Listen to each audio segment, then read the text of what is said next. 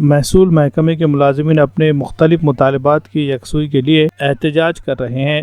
रियासत गिर पैमाने पर किए जा रहे एहतजाज का नांदेड़ में ज़बरदस्त असर देखने को मिला। 2 से 4 रोज़ा तातील एहतजाज में महसूल महकमे के सभी मुलाजिमीन ने हिस्सा लिया। 15 दिसंबर 2017 को हुकूमत की जानिब से जारी किए गए एक सरकारी हुक्मनामे में कई पेचीदा और मुश्किल शर्तें रखी गई है, जिसकी वजह से महसूल महकमे के मुलाजिमीन को मुश्किलात का सामना करना पड़ रहा है। इस मसले के हल के लिए ये एहतजाज किया जा रहा है। मराठवाड़ा के महसूल महकमे से ताल्लुक़ रखने वाले मुलाजिमीन की तफ्तीश के नाम पर बिलावजह इनकी मुलाजमतों में तरक्की को रोक दिया गया है। ये सरासर नाइंसाफ़ी है और इस नाइंसाफ़ी को ख़त्म करने के लिए एहतजाज का रास्ता अपनाया गया है।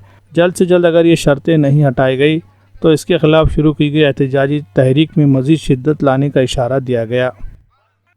कर्मचारी संघटना मराठवाडा विभाग यांनी जे काही 2 दिवसाचं सामूहिक रजा आंदोलन या ठिकाणी पुकारलेलं आहे, त्या रजा आंदोलनामध्ये महाराष्ट्र राज्य तहसीलदार व नायब तहसीलदार संघटना औरंगाबाद विभाग माननीय विभागीय अध्यक्ष किरण आंबेकर यांच्या नेतृत्वाखाली आम्ही सर्व नायब तहसीलदार मराठवाड्यातले सर्व नायब तहसीलदार याच्यामध्ये सहभागी आहोत आणि 28 आणि 29 ऑक्टोबर 2020 ह्या 2 दिवसात शासनाने आमच्या आंदोलनाला जर दखल घेऊन त्याच्यामध्ये जर आमच्याशी चर्चा करण्यास तयार असतील किंवा जे काही 15 डिसेंबर 2017चा GR आहे त्याच्या जाचक अटी ज्या आहेत त्याच्यात दुरुस्ती करण्यास तयार असेल तर आम्ही चर्चेस तयार आहोत।